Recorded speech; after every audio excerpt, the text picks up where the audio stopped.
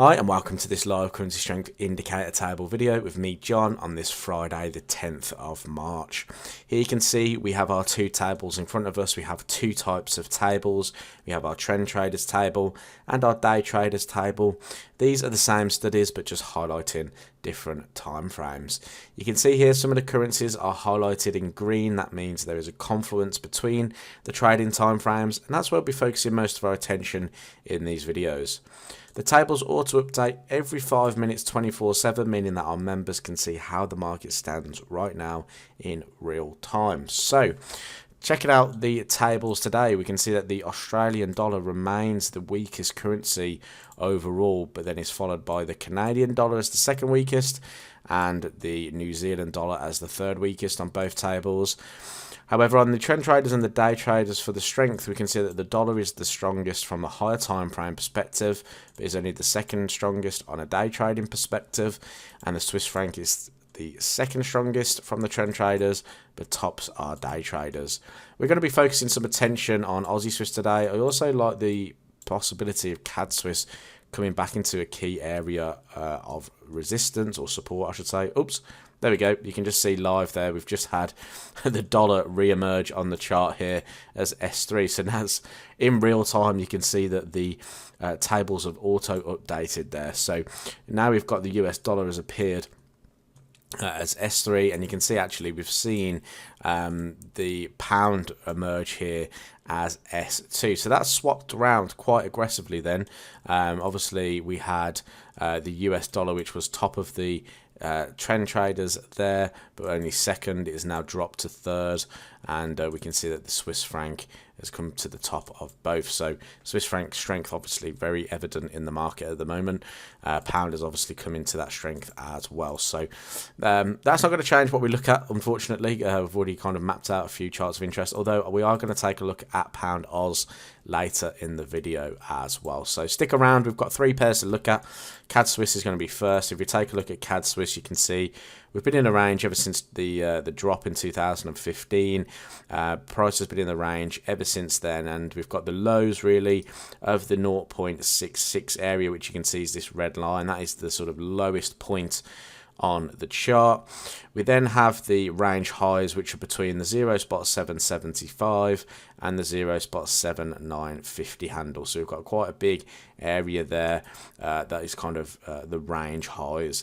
Now you can see recently prices breaking through a key level. So I've marked up the 0.68 handle here. You can see it's all these lows through here, and the market has recently found support there. If I actually just zoom in so you can see it a little bit better, the market found some support here recently, and now we're trading through that point.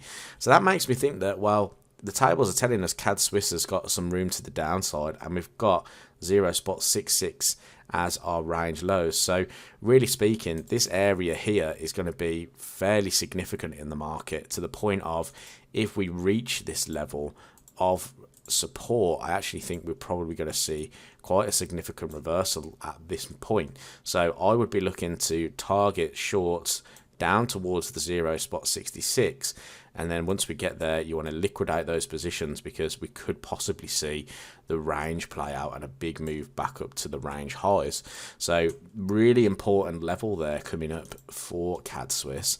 Now if you want to look at this from a sort of trend trading point of view, what you might want to look for is the fact that, again, we kind of had a little minor range within the overall bigger range between the 0.6925 handle and the 0.68. So you may want to look for a retest of the range and look for a short down to 0.66. Alternatively, if price is just going to continue to the downside from a day trading point of view, you could go down a little bit lower, say the hourly time frame, and you can have a little look for consolidative patterns. I would look for some kind of flag pattern to build potentially, and then look for a continuation to the downside here for CAD Swiss. I do quite like the idea of seeing it pull back a little bit, because obviously reward to risk ratios come into it then as well.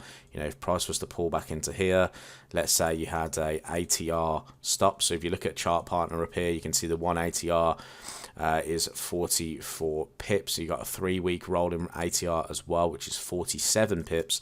So if you had a resistance level, let's say at the 0.68, you had your 47, or you wanted to double that, maybe you had sort of a 90 to 100 pip, 90 to 100 pip ATR, then you could look at a potential reward to risk ratio that's quite high, because you got the 200 pips to the downside there. Obviously, if it was 47 pips, like the 3-week rolling ATR, then you're going to have quite a good reward to risk trade through there around about the 0.68 handle.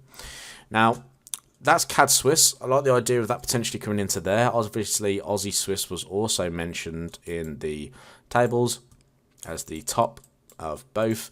So Aussie Swiss downside looks quite good as well. I'm on the weekly chart again, and I've mapped out a couple of different levels. So you can see here, actually, you've got the 0.62 handle. This has been support for the last kind of couple of tests in the market. We're now trading through that level. So now price has broken through, we could see the next level of support coming into play, which is the 0.6 handle, which is kind of here, where you've got that almost like pause in the market before price rally to the upside. So potential here for price to trade lower. Again, I like the lower time frame. So if I was to go to the daily, for instance, and just squeeze that in a little bit, I'd be looking for price to potentially come back to the 0.62 handle. We've also got this trend line resistance running through, so a nice rejection of that would be quite nice to get into for a short trade to the downside. Again, if you're looking at more of it from a limit order point of view, you've got 53 pip rolling stop there on your chart partner. That's going to be a stop loss just in and around this area there.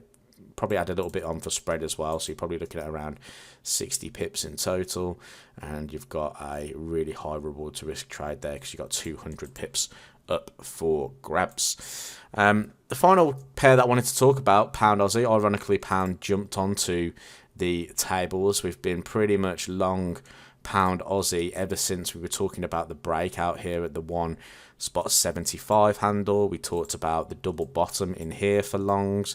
We talked about the retest at 1.7725 for longs. The last time we then talked about it was price coming back down into this area here at the 1.780. So if you were looking around about that point, or the 7.880 I should say, if you were looking around that point there, again, price wicked into that and we've rallied to the upside. So really, every time we've kind of looked at the support and resistance on Pound Aussie, we've had some good trading opportunities, because we were looking at this 1.8 as an area of resistance, or the 1.7950, which was running through here as well. I just rounded it up to 1.8 because of the recent high that formed, and you can see we came back into the 1.8, we rejected, we found that support again, and we've broken through. So there was really 3 really good opportunities on Pound Aussie, which were featured on the tables. Now we've come up into a big area of resistance. If I just pop it to the daily time frame, you can see that we're at the 1.82 handle, which was our overall targets for Pound Aussie. So I would rather sit on my hands now. I think I'd rather wait for a larger retracement, and you know, we've got the horizontal resistance there, we've got long-term trend line resistance as well, we've got this zone resistance, so everything's pointing to the point that this is the ceiling at this moment in time. Okay, so what we don't want to see is you know, going long in at the ceiling. We want to see price pull back, and now we can potentially look for a move back down to these highs, which is around about that 1.8 area, or even lower, around about the 1.7950 through there. So if price does have a longer term pullback, we can look for another move back into the resistance, and then beyond that if price does trade through it. So lots to look at the moment. Obviously CAD Swiss, the one to watch for us today, just because I just think if you look at that weekly time frame, you look at that range, you know, the chances of price coming down to the 0.66 looks quite good at the moment. And sorry guys, I've just double tapped that, so just pop that back in. Looks quite likely, and the fact that you may find a reversal coming at that point also is a good sign. You know, there could be a potential 1,000 pip trade coming up if we were to see the reversal form here on CAD Swiss. So just things to think about. I hope you had a great trading week, and I look forward to speaking to you next week. Have a great weekend.